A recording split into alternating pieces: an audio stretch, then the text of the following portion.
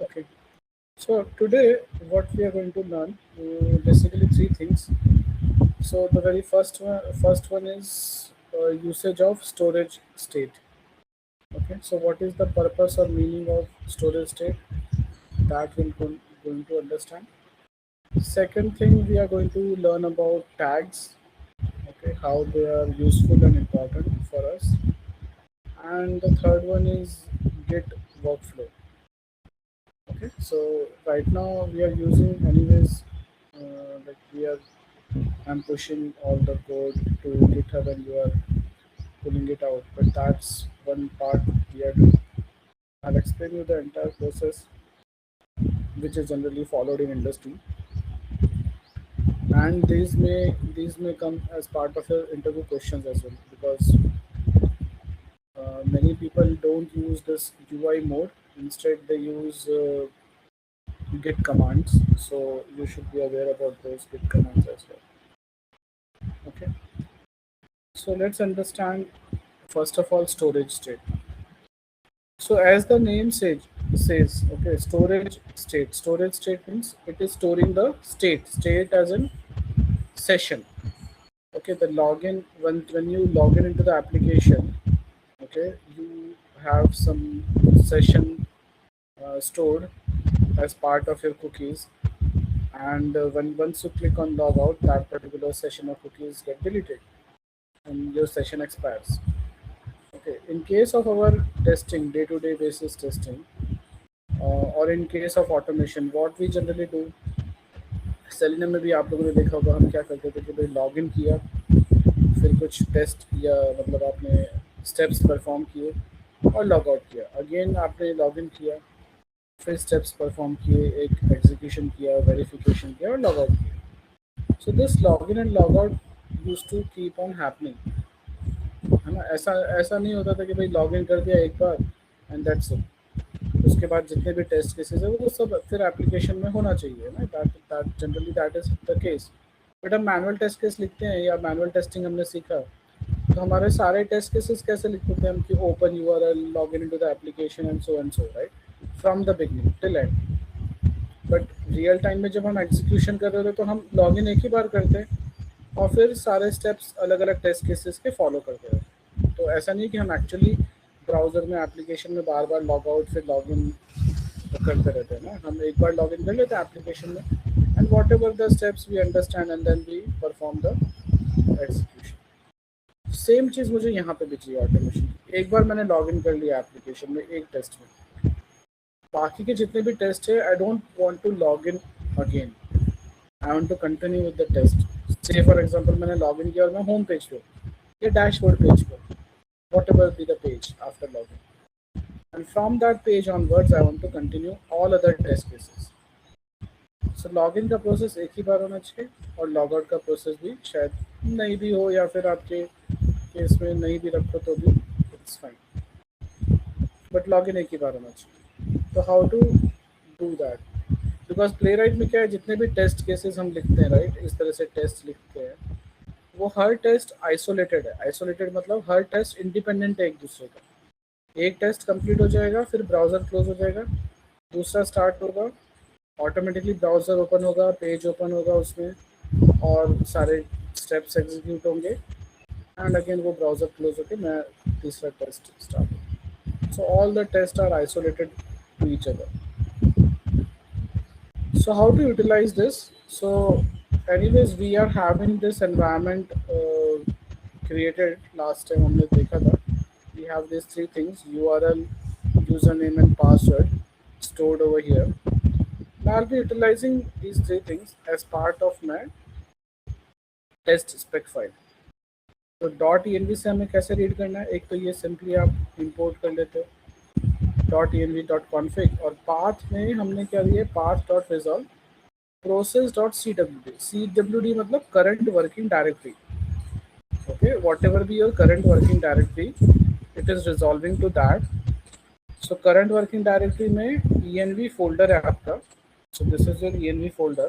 So this is your env folder, and beneath that, or you can say under that, you are having .env.qa. तो ये आपका sequence में आ रहा है ना, current working directory represents this one, playwright June 26, after that env and that env dot, ये तीनों को रिजॉल्व यानी तीनों को कंबाइन करेगा और वो पाथ सेट करेगा, तो that we are passing as part of config, ठीक है। And then we are reading url as a string, storing in url, and then I want to store whatever like you say जो cookies होगी आपकी, जब after once you log in there would be some cookies or some session related things which you want to store as part of your project directory, that I'm giving as a storage state path. So this is a variable constant, and where I'm storing again in my current working directory, that is over here, and inside that I'm having storage state.json. ये नाम आप कुछ भी दे सकते हो ना, storage state देना है या login auth authentication file, whatever name you want to give, you can give the name. I'm stating as storage state.json file, right? तो यहाँ पे हमने क्या किया, environment फाइल को रीड करने के लिए एक कॉन्फ़िग किया, environment में से URL रीड कर रहे हैं, मुझे जो एप्लीकेशन की कुकीज़ सेशन कुकीज़ स्टोर करनी है उसका पाथ मैंने यहाँ पे दिया, प्रोवाइड किया, current working directory storage state dot JSON, okay. So अगर आप यहाँ देखोगे already I have this storage state dot JSON file created. I'll just open that because I've already executed and used it. So these are cookies related data in JSON format. Okay, did not to understand these things. Okay, detail में जाने की कोई ज़रूरत नहीं है, but just आपको glimpse idea होना चाहिए। यही चीज़ कुकीज़ आप सेलेनियम में भी रीड करते थे या कर सकते थे, ठीक है। Now I'm having a test file, okay, and giving a description, storage state demo using .env.qa credentials. So I'm creating a test, this one, and you can actually skip this portion. Just remove this part. The browser you can remove this part. Basically this one is skip हमें कब करना रहेगा कि अगर URL provided नहीं है, जैसे मैं यहाँ से URL रीड कर रहा हूँ और अगर URL प्रोवाइडेड नहीं है, then it will give a message that please provide URL in this one. Just a minute, guys, just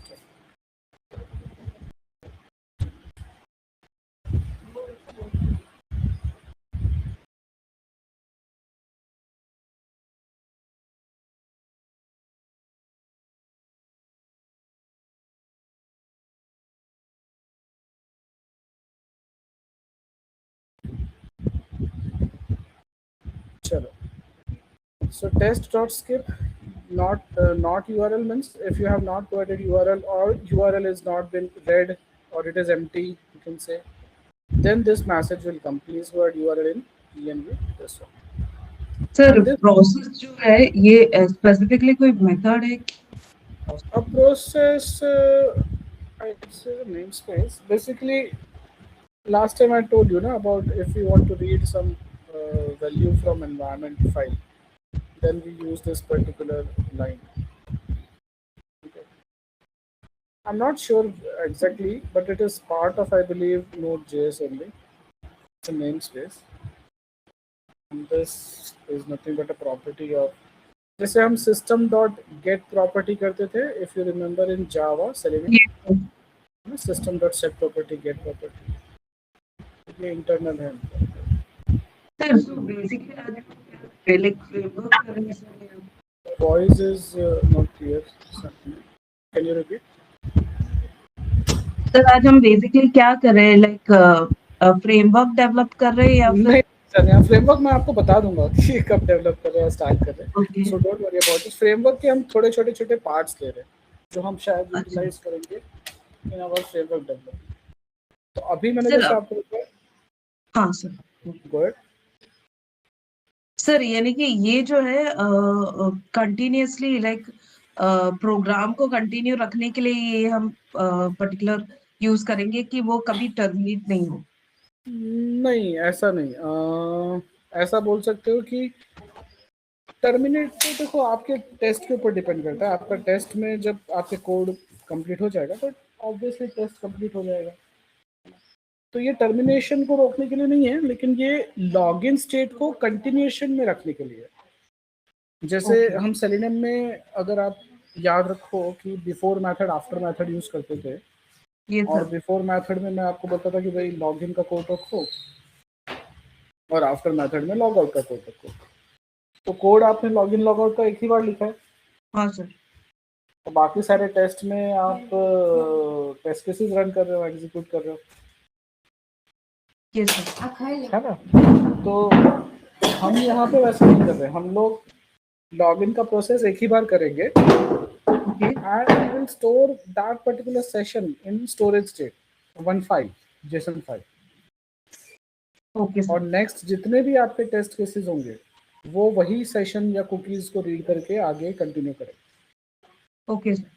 तो वो टेस्ट में you don't have to like go to your login page and then login और enter details, वो सब करने की जरूरत नहीं है। ओके सर, समझ गए। ओके, तो ये टेस्ट हम लोग बाद में करेंगे, पहले ये लॉगिन ऑथ समझ लेते हैं। तो what I have done, I have created a login auth dot TS file. Simple जैसे स्पेक फाइल होती है, ये ऑथ फाइल है, ऑथेंटिकेशन। अगेन सेम चीज, I am reading values from .env file, same process, current working directory। I'm reading the URL, I'm reading the username, I'm reading the password, and as well as I am giving the path of this storage state कि मुझे कहाँ पे store करना है, या फिर ये जो फाइल होगी storage state.json उसका पाथ कहाँ पे है। तो उसका पाथ है मेरे करंट वर्किंग डायरेक्टरी में directly. over here you can see it is inside main folder, and this is a test to perform login and save storage state. So I'm going to the URL, clicking on the login link, entering username, entering the password, and clicking on the login button. Okay, and then I'm verifying if logout button is visible or not. If it is visible, then this is the actual main important line to store the storage state.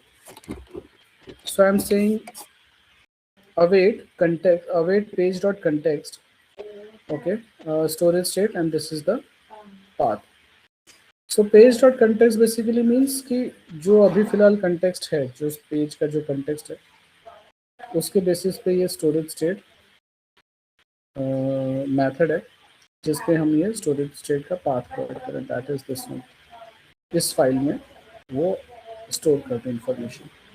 This is the important line to be written after performing all the login related actions, है ना। जो भी login के steps हैं आपके वो सारे perform करो, और लास्ट में आपको ये लाइन लिखनी है।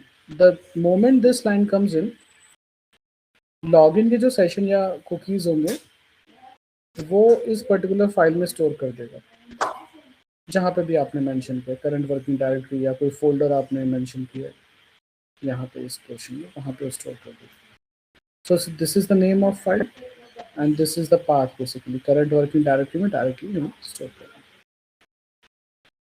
Okay, so this is nothing but login.auth.ts file, wherein you just have mentioned or written the login, what you say, login related steps.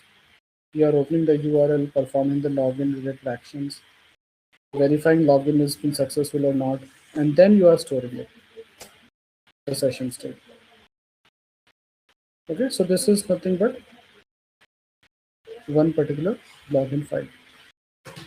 अच्छा, अब ये स्टोर कर दिया, और अब मैं चाहता हूँ कि जितने भी मेरे टेस्ट केसेस हैं, फिलहाल तो मेरे टेस्ट जितने भी हैं वो सब में अलग अलग यूआरएल और अलग अलग स्टेप्स हैं। तो लेकिन आपके केस में, आपके प्रोजेक्ट में तो एक ही एप्लीकेशन और उसका लॉगिन का पार्ट एक ही रहेगा। तो आप क्या कर सकते हो, प्लेराइट कॉन्फ़िग में जाके you can have this kind of thing mentioned over here in the projects. ठीक है, मैंने क्या दिया प्रोजेक्ट्स के अंदर, एक कर्ली ब्रेसेस के अंदर नेम दे दिया setup, and then I am saying this setup should match test, कौन सा मैच होना चाहिए कि भाई स्टार्टिंग भाई लॉगिन से हो और कहीं पे बीच में डॉट ऑथ है और फिर बाद में टीएस है। सो ये मेरे जितने भी पूरे पोर्शन में कहीं पे भी अगर इससे मैच हो रहा है तो that is nothing but I am giving that particular portion और file as a setup name. जैसे यहाँ पे हमने क्रोमियम दिया, इस प्रोजेक्ट का जो भी है क्रोमियम दिया, और वो क्रोमियम में हम क्या कर रहे हैं, डेस्कटॉप क्रोम को यूज़ कर रहे हैं।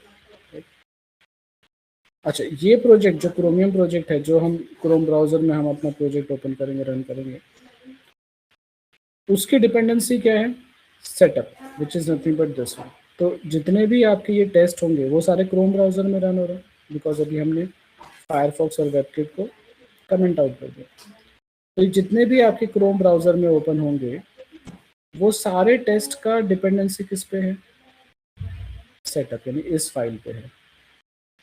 यानी ये पहले रन होना चाहिए, उसके बाद ही ये आपका क्रोम ब्राउज़र और वो जो भी रिलेटेड टेस्ट होंगे वो रन होंगे।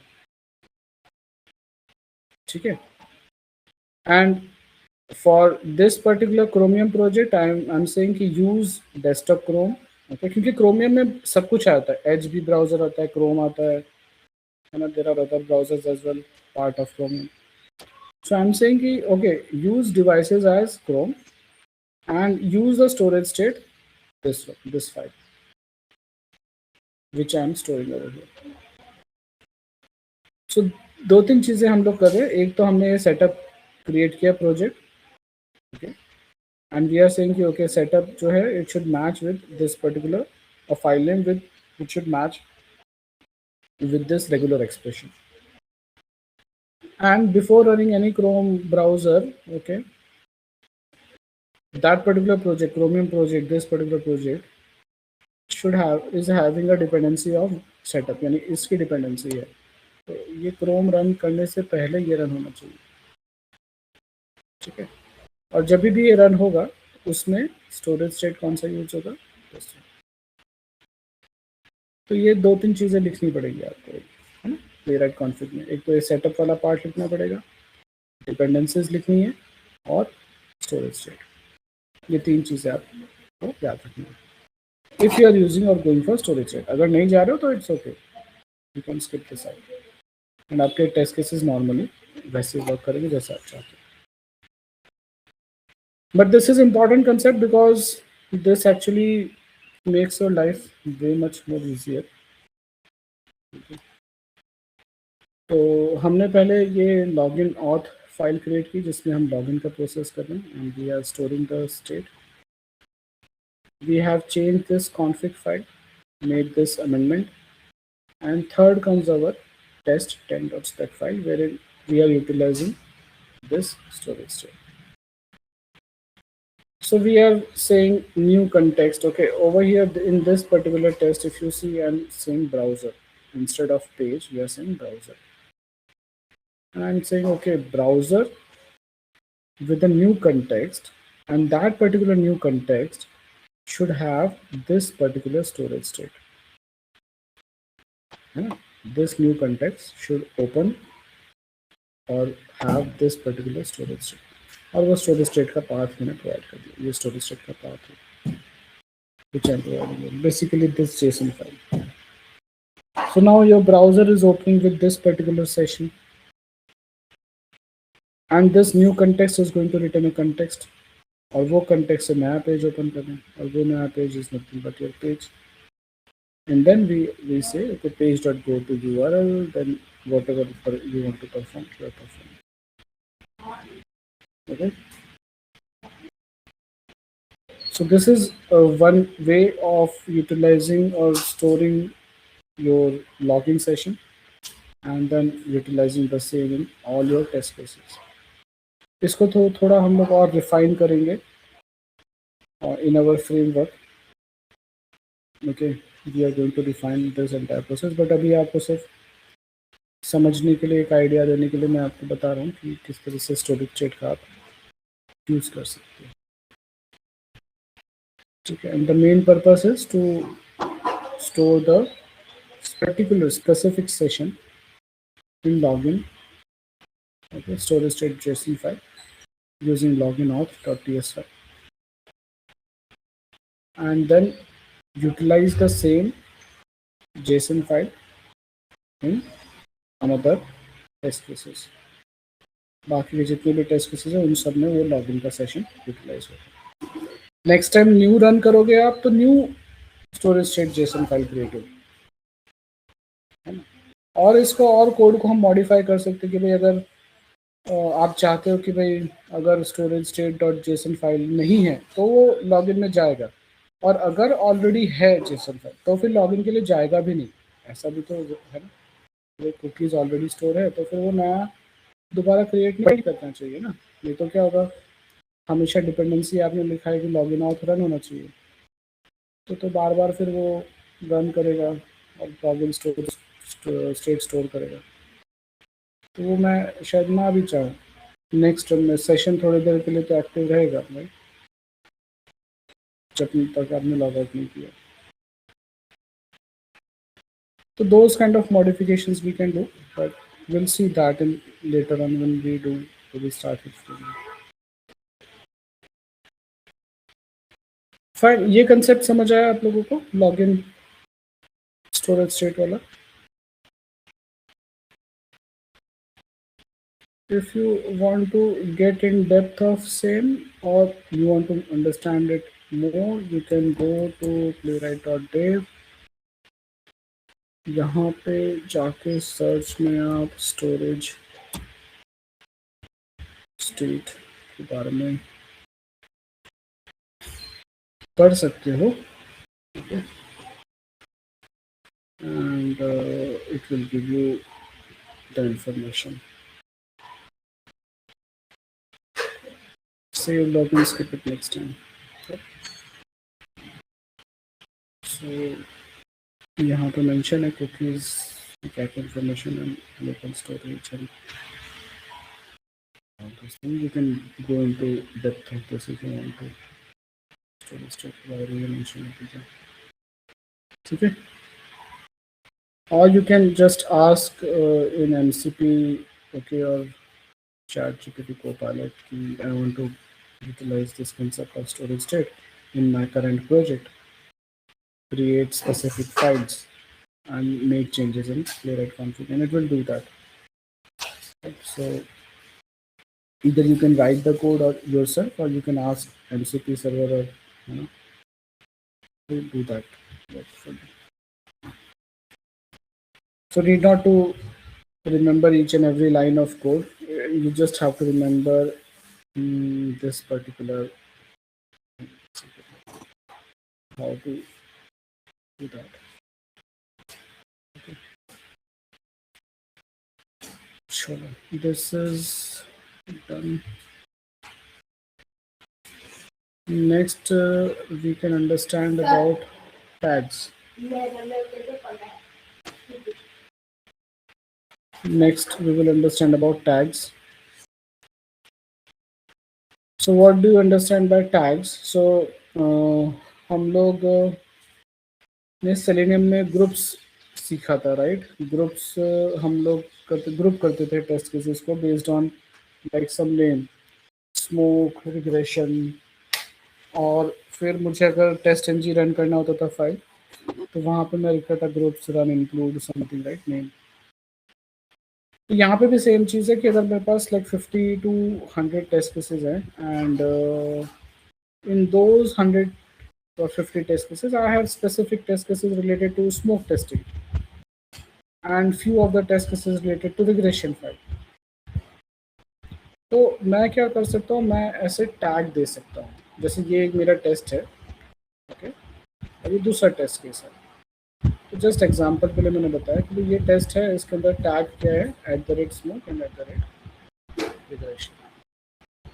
ये जो सेकंड टेस्ट है वो it is having a tag as regression. तो ये आपको डिस्क्रिप्शन के बाद कॉमा करके कर्ली बेसिस में देना है, and then you have ascend function. और what you can do, you can just remove this part अगर ये आपको कंपैरेटिवली डिफिकल्ट लग रहा है. just remove this part, and you can just add in tag over here. So at the rate smooth, or something like this. और यहाँ पर भी रिलेशन ये टैग का पोर्शन आप यहाँ से हटा सकते हो. ठीक है, this portion you can remove. That's it. यहाँ पे आपको एट द रेट रिग्रेशन भी रखना है थोड़ा सा. सो रिग्रेशन को दो टेस्ट केसेस हो गए और स्मोक का सिर्फ एक ही. ओके, स्मोक का सिर्फ एक ही है और रिग्रेशन के दो. तो ऐसे भी कर सकते हो if that is like little bit difficult to remember. आप अपनी डिस्क्रिप्शन में भी टैग कर सकते हो. और अगर मुझे इसे रन करना है तो I can just give the name और I can run it from here. But इससे पहले मुझे चेंज करना रहेगा यहाँ पे, क्योंकि ये अभी मैंने क्या किया है, डिपेंडेंसी रखी हुई है. तो ये हमेशा क्या होगा, वो फिर उससे एग्जीक्यूट करेगा. उसको मैं कमेंट करके अब मैं इसे रन करता हूँ. तो ये पर्टिकुलर example.com या wikipedia.org के लिए मुझे लॉगिन की ज़रूरत नहीं किस सेशन की, because it is storing different things, right. So that is the reason.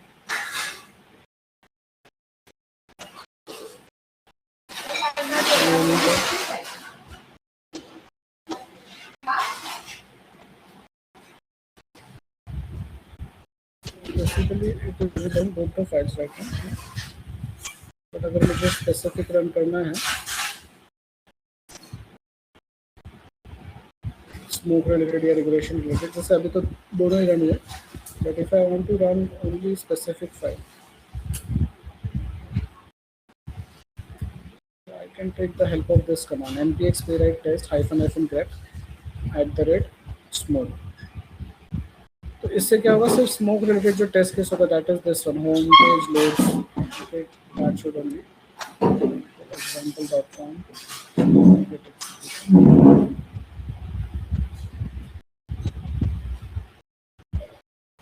See, running one test using one word. Smoke test, home page loads. That only got executed. और same चीज़ अगर मुझे regression करना है तो I will just say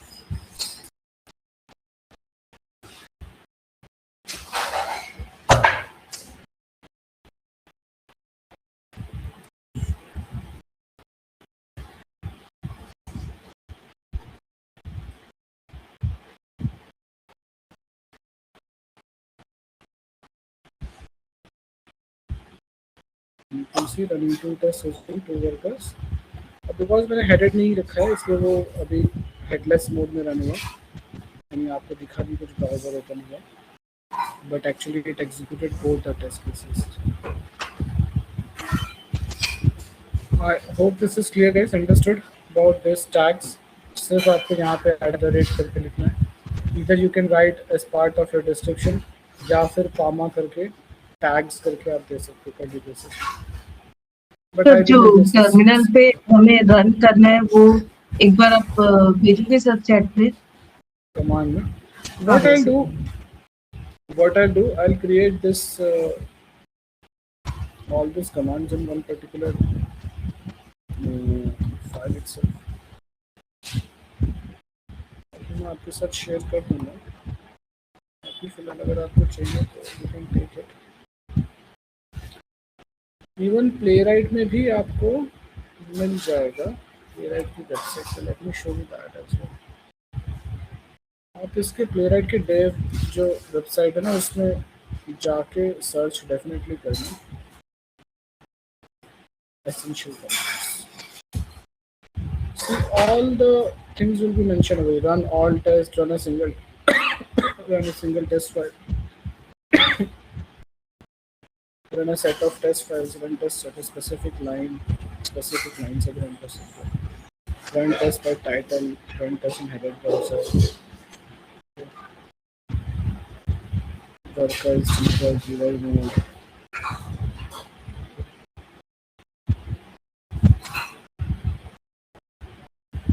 We'll explain each and everything over here.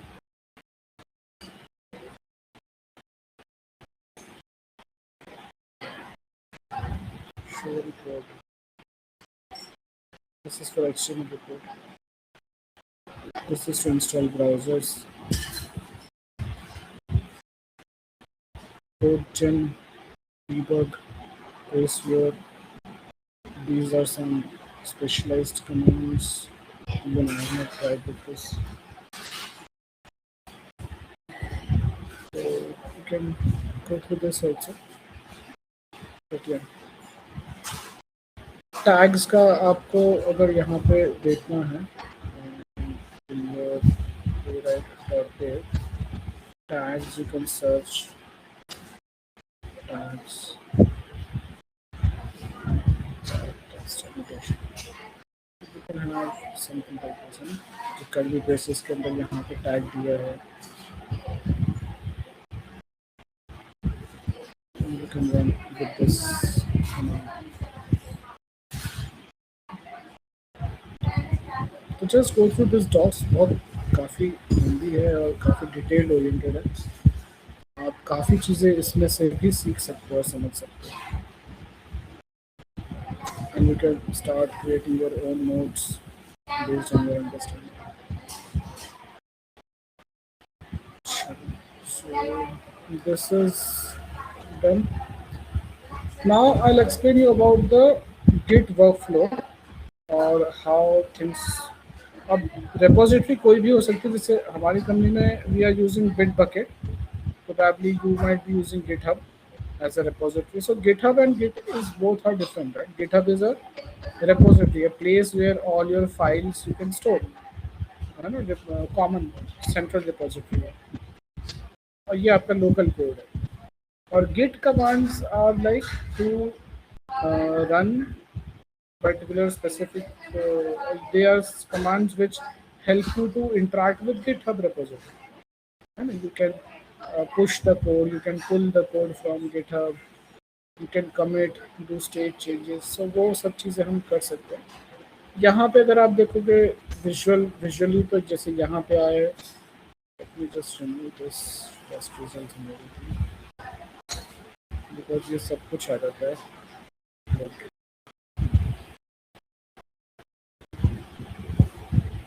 So you can see initially जब आप यहाँ पे देखोगे तो यहाँ पे आपको दो ऑप्शंस दिखेंगे. एक तो इनिशियलाइज करना है आपके रेपोजिटरी को और एक और दूसरा का ऑप्शन आता है फॉरगॉट दैट आल्सो. तो दो ऑप्शंस आते हैं. आप इनिशियलाइज कर सकते हो एंड देन जैसे इनिशियलाइज करोगे आपको पता चल जाएगा कि भाई कौन कौन सी फाइल्स हैं जो like this is modified, this are updated. Modified मतलब ऑलरेडी फाइल थी and something you have changed, whereas updated or is like new file created. And then you can write a message over here and then commit. ये generally हम लोग process करते हैं, right? But actual देखा जाओगे तो git init आता है, फिर git add आता है, उसके बाद फिर commit आता है. तो commit भी यहाँ से भी click करोगे तो वो आपको पूछेगा कि भाई all stage changes needs to be committed, ऐसे करके message. So let's understand that process one by one. So there are two things. First of all, एक तो जैसे सबसे पहले अगर आप प्रोजेक्ट स्टार्ट करोगे तो दो सिनेरियोस हो सकते हैं. एक तो जैसे आपने कोई कंपनी ज्वाइन की और उसमें ऑलरेडी एक प्रोजेक्ट चल रहा है ऑटोमेशन का और आपको कहा कि भाई you have to start working on that particular project. Already उनका कोड तो गिटहब पे है, गिटहब या बिटबकेट पे है और आपको उसका एक कॉपी चाहिए आपके सिस्टम पे, लोकली आपको उसके आपको चाहिए. तो आप क्या करोगे? You will use this command git clone and then the URL. ये प्रोबेबली इफ यू रिमेंबर हम लोग ने गिटहब में से ये URL फेच किया था, जब उसके बाद से आपने फिर पुल करना स्टार्ट किया. तो वो पर्टिकुलर सेशन देख लेना. आई थिंक सेकेंड या थर्ड सेशन ही था जहाँ से हमने स्टार्ट किया. तो where you can take this particular URL. Okay ये जनरली आपको आपका लीड या जो भी मैनेजर होगा वो प्रोवाइड कर देगा. तो you can use this one git clone and then URL. You can run this command in your terminal also, VS Code terminal.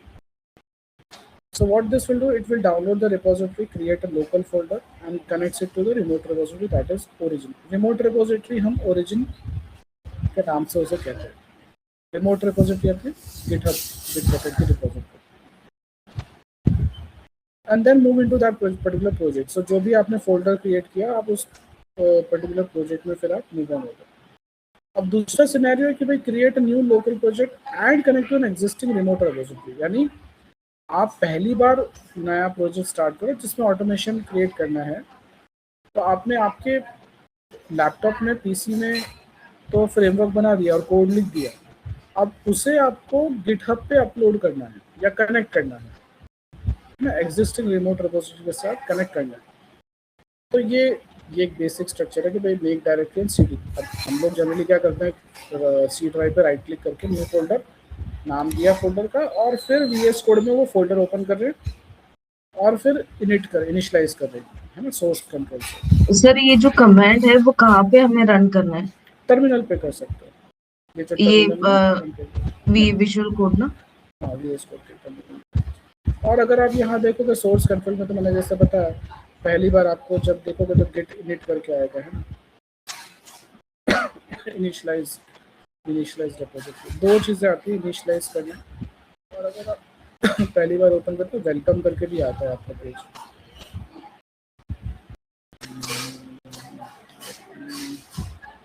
Close this folder and reopen.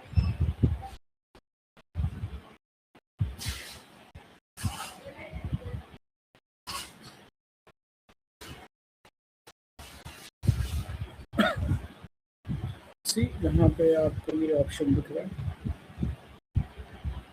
Clone Git repository. तो clone भी कर सकते हो या connect कर सकते हो remote repository, दोनों ऑप्शन आते हैं।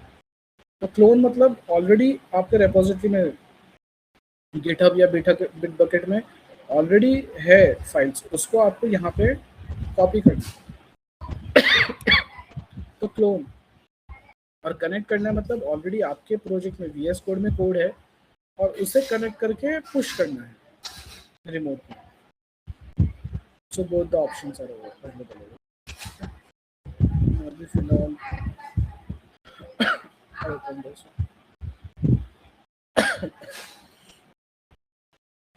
created this without the recent project here also। अगर आपका ये सोर्स कंट्रोल अगर हम कनेक्टेड नहीं होता और आप इस यहाँ पे गए होते, तो यहाँ पे भी आपको मेंशन किया होता गेट इनिट और कनेक्ट करने वाला।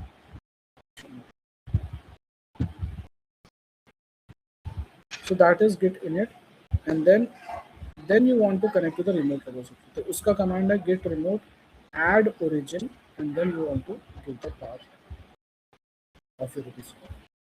सो दिस इज नथिंग बट एक फोल्डर क्रिएट कर रहे हैं और फिर हम क्या कर रहे हैं, हम जो हमारा वीएस कोड में है उसको ओरिजिन के साथ, ओरिजिन यानी रिमोट रिपोजिटरी के साथ कनेक्ट करते हैं।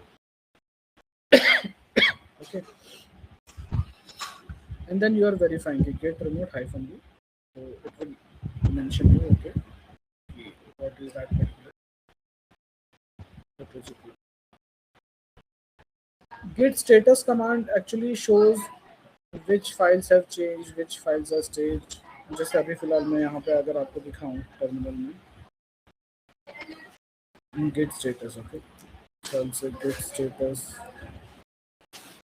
so we'll be able to see your on branch main, हम main branch पे है, your branch is up to date with origin main, changes not staged for commit, क्योंकि अभी तक हमने क्या है, ये सारे जो चेंजेस आपको दिख रहे हैं ये स्टेज नहीं है, तो ये सारे जो हैं वो स्टेज नहीं है, वो स्टेज करना पड़ेगा। और these are untracked files, storage state, login और टेस्ट 10, टेस्ट 11, ये सब हमने आज ही न्यू क्रिएट किया, तो ये हमें ऐड करना पड़ेगा, स्टेज करना पड़ेगा, and then we can commit.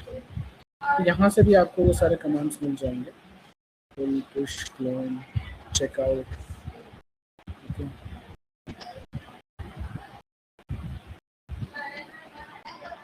And probably from here as well.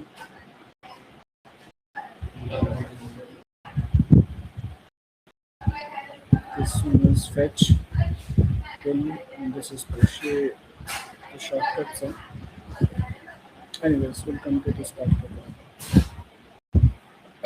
तो हाँ, गिट स्टेटस से आपको पता चल रहा है कि which files have been changed, which files are stage untracked and which branch you are.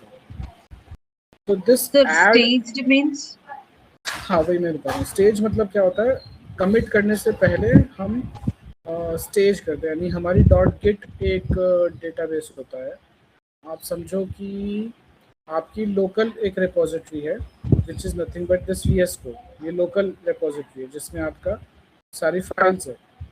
इसके बाद आप स्टेज करोगे, डॉट गिट में जाएगा, फिर कमिट करते हैं तो वो गिट में से एक्चुअली वहाँ आपके क्या कहते हैं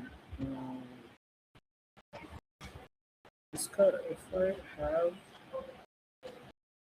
न्यूज़ और something,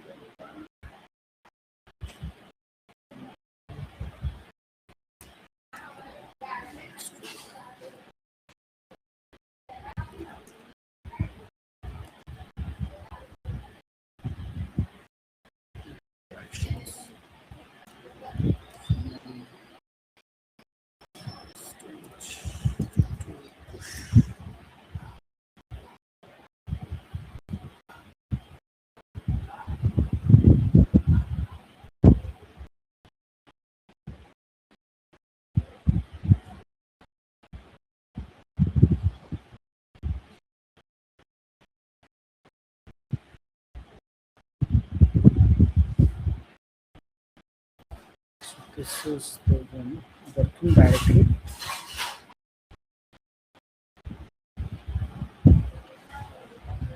So you have this working directory जिसमें आप बोल सकते हो कि VS Code जहाँ पे आप काम कर रहे हो, local environment, and then you use git add, so that goes to staging area, and then you do commit, that will go to your local repository, और वहाँ से हम पुश करते हैं तो आपके रिमोट रिपोजिटरी यानी गिटहब में जाएगा या बिट बकेट में जाएगा, that is remote environment. Clone करते हैं तो वो सारा का सारा हमारे पास आता है information. And we have this fetch. Fetch में क्या होता है, रिमोट रिपोजिटरी से लोकल रिपोजिटरी में आएगा, लेकिन आपकी वर्किंग डायरेक्टरी में कुछ भी चेंज नहीं होता। ओके, ये इंपॉर्टेंट पार्ट है। फेच और पुल के बीच में डिफरेंस यही है, जनरल इंटरव्यू में पूछते भी है कि फेच और पुल के बीच में डिफरेंस तो क्या है। तो फेच यानी गेट फेच करोगे तो रिमोट रिपोजिटरी यानी गिटहब से आप आपकी लोकल रिपोजिटरी में लेके आ रहे हो, लेकिन आपके VS कोड में या फिर आपकी डायरेक्टरी में नहीं दिखेगा, आपके कोड में वो चेंजेस नहीं दिखेंगे। लेकिन जैसे पुल करते हो तो वो आपकी वर्किंग डायरेक्टरी में चेंजेस दिखने स्टार्ट हो जाएंगे। यानी जो समझो आपके फाइल में है A और B फाइल्स, और रिमोट रिपोजिटरी में 3 फाइल्स है ABC। आपने फेच किया तो अभी भी आपके उसमें A और B दिखेगी फाइल्स, है ना। आपके लोकल एनवायरनमेंट में A और B दिखेगी, C नहीं दिखेगी। लेकिन गिट पुल करोगे तो फिर आपके VS कोड में या वर्किंग डायरेक्टरी में वो C फाइल भी दिखेगी। तो फेच से आपकी वर्किंग डायरेक्टरी में कुछ भी चेंजेस नहीं होते। Fetch is just to understand कि भाई आप 2-3 दिन की छुट्टी पे गए थे, वापस आए और आप जानना चाहते हो कि भाई आपकी करंट फाइल में या करंट डायरेक्टरी में क्या क्या चेंजेस हुए हैं, कुछ क्लैशेस तो नहीं है ना। डायरेक्टली पुल हम नहीं कर लेंगे, पुल करेंगे तो फिर एग्जिस्टिंग है ना कोड भी अफेक्ट हो सकता है। तो आपको सिर्फ देखना है कि भाई क्या क्या चेंजेस हुए हैं, कुछ कॉन्फ्लिक्ट हो रहे हैं, कहाँ पे कॉन्फ्लिक्ट हो सकते हैं, वो चेक करना। तो वहाँ पे हम लोग फिर फेच यूज़ करते हैं। और जनरली रेगुलर बेसिस में आप देख रहे हो, रेगुलर जा रहे हो office and you are just doing every morning pull, and then you are start working on your local files and then pushing the code to remote repository. तो ये जो add वाला part है, it is just taking your files to the staging area, as in तैयार कर रहे हैं, समझे ना, कि it is making those files ready for commit part, है ना, commit के लिए ready कर रहे हैं उसको। और फिर जैसे ही कमिट करते हो तो वो लोकल रिपोजिटरी में जाता है, ना कि रिमोट रिपोजिटरी। जब हम पुश करते हैं तभी वो रिमोट में जाता है, ठीक है। तो गिट ऐड login.js, तो मैंने एक स्पेसिफिक फाइल का नाम दिया, तो ये क्या करेगा, स्टेज 1 फाइल, तो दिस इज कॉल्ड स्टेजिंग। और अगर आप गिट डॉट करते हो, ऐड डॉट मतलब सारे के सारे, स्टेज एवरीथिंग, या फिर हाइफन हाइफन ऑल, ये सब कुछ स्टेज करो। Stage is nothing but this add staging.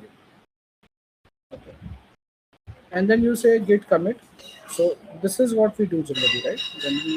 When I say commit over here, तो मैं यहाँ पे क्या करूँगा, I will say I'll give the name as 3rd August.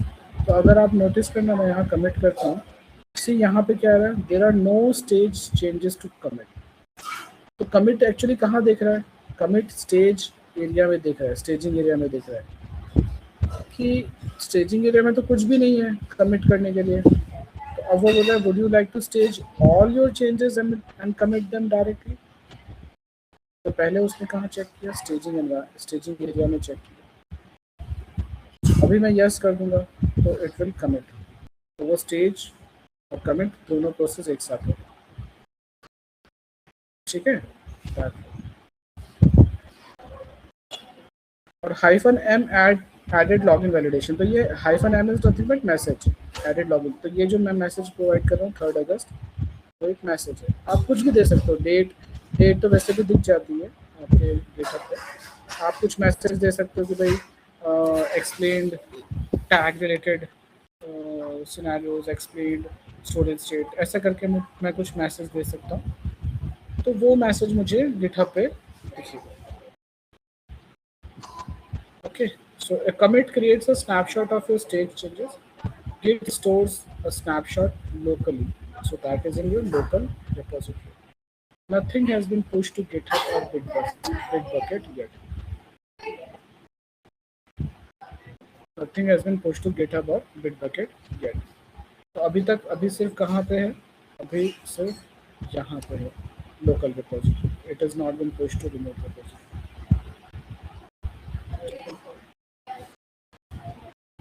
Then we have this one is also important. See, commit करने के बाद generally हम लोग रिमोट रेपोजिटरी पे एक आपका ओरिजिन होगा, राइट, मेन ब्रांच होगा, बट हम डायरेक्टली मेन ब्रांच पे कमिट नहीं करते। समझो अभी 5 या 6 डेवलपर्स है या 5-6 ऑटोमेशन टेस्टर है, तो अगर वो 5-6 ऑटोमेशन टेस्टर्स एक ही मेन ब्रांच पे कमिट करते रहेंगे तो हो सकता है क्लैशेस आएंगे, कॉन्फ्लिक्ट्स आएंगे, कोड मतलब क्या बोल सकते हो, कॉन्फ्लिक्ट का मतलब होता है कि भाई आपने कुछ चेंज किया फाइल और किसी दूसरे ने भी वो फाइल चेंज की और आप दोनों की फाइल के जो है दोनों के क्लैशेस हो रहे कि भाई उसका कुछ और है, इसका कुछ और है। तो हम डायरेक्टली मेन ब्रांच पे नहीं चेकआउट करते या फिर मर्ज करते, इंस्टेड हम क्या करेंगे, एक अलग से नया ब्रांच क्रिएट करेंगे। तो नाम कुछ भी दे सकते, जैसे यहाँ पे मैंने नाम दिया feature/login। तो मैं पहले feature/login में ब्रांच क्रिएट करूँगा, ठीक है, और वो ब्रांच क्रिएट करने के बाद मैं पहले उसमें कमिट करूँगा, पुश है ना, और फिर बाद में वो पुश करूँगा, जो फीचर लॉगिन ब्रांच होगा वो मैं पुश करूँगा गिटहब पे। फिर मैं PR रेज करूँगा। PR is nothing but pull request, है ना। तो वो बंदा जो भी होगा, एडमिन होगा या हेड, जो भी हेड होगा, लीड होगा, वो जाके देखेगा कि भाई कुछ कॉन्फ्लिक्ट तो नहीं है, जो भी मर्ज करना है मुझे, अगर फीचर लॉगिन को मेन ब्रांच के साथ मर्ज करना है तो कोई प्रॉब्लम्स या कॉन्फ्लिक्ट तो नहीं है। अगर कॉन्फ्लिक्ट्स नहीं है, ठीक है, अगर कॉन्फ्लिक्ट्स नहीं है तो मर्ज कर देगा।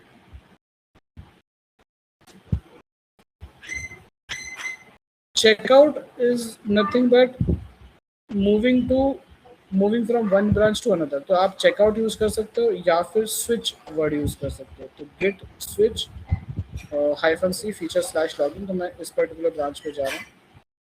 ये चीज़ आप यहाँ से भी कर सकते हो। यहाँ पे जैसे मेन है, यहाँ पे अगर मैं क्लिक करता हूँ तो you can create a new branch, तो आप नाम दे दो ब्रांच का and just click on create a new branch and that branch will be created, और फिर आपका उस ब्रांच पे ही जाएगा। अभी फ़िलहाल मेन ही है मेरे पास, क्योंकि we don't have different users, मैं खुद ही से यहाँ पे सब कर रहा हूँ। तो main is like with asterisk sign, asterisk मतलब करंट ब्रांच विल बी।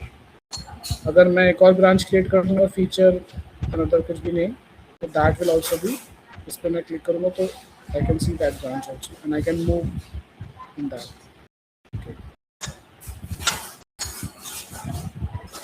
तो गिट ब्रांच से हम लोग चेक कर सकते हैं भाई कौन सी करंट ब्रांच है।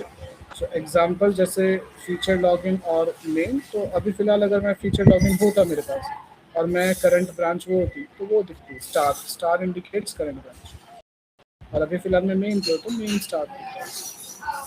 और चेकआउट से हम स्विच कर सकते हैं, बेसिकली स्विच कमांड या चेकआउट से हम एक ब्रांच से दूसरी ब्रांच को मूव कर सकते हैं।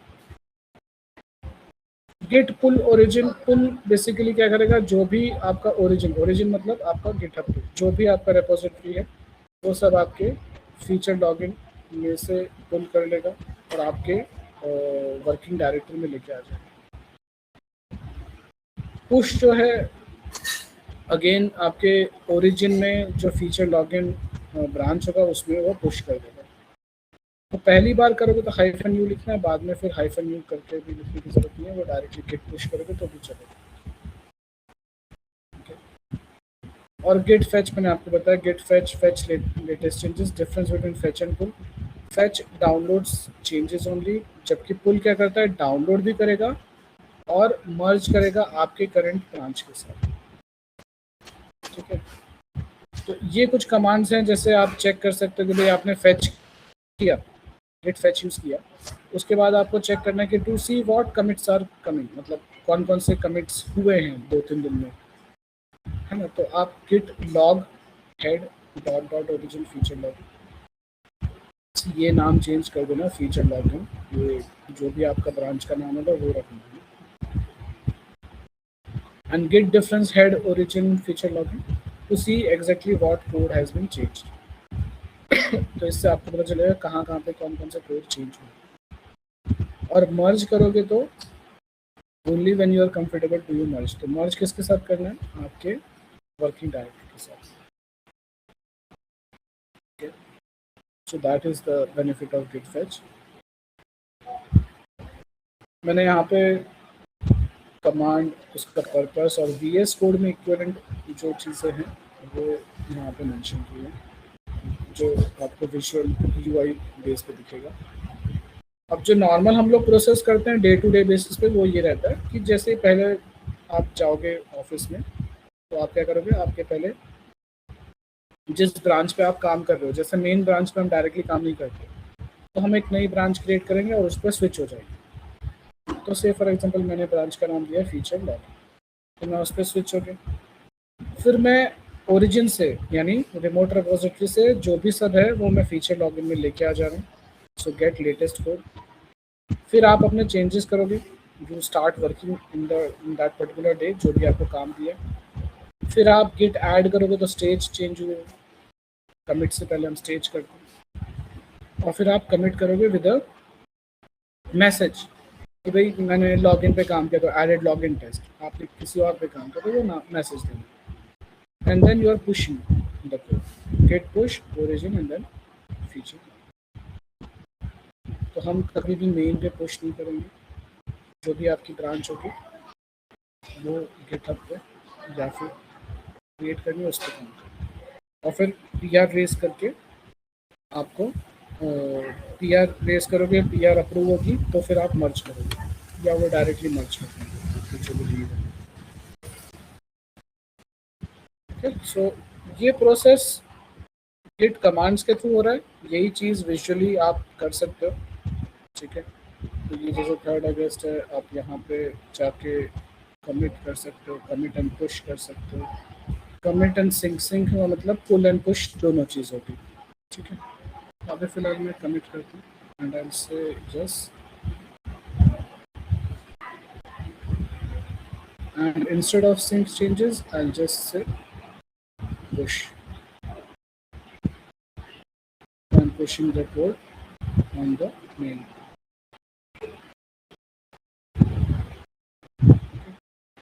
नया कोड आपको लेना है तो you can go over here and then you can do pull.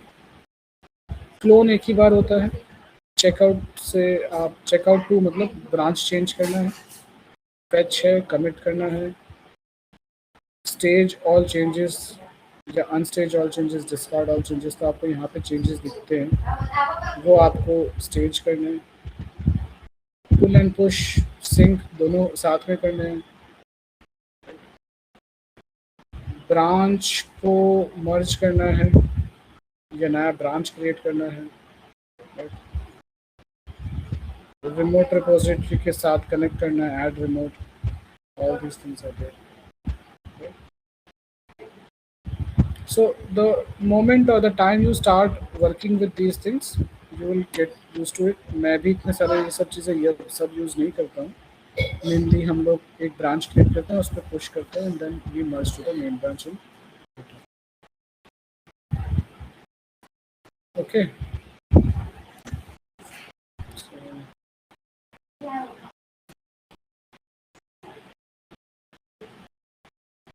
I'll probably share this code and by tomorrow. Okay?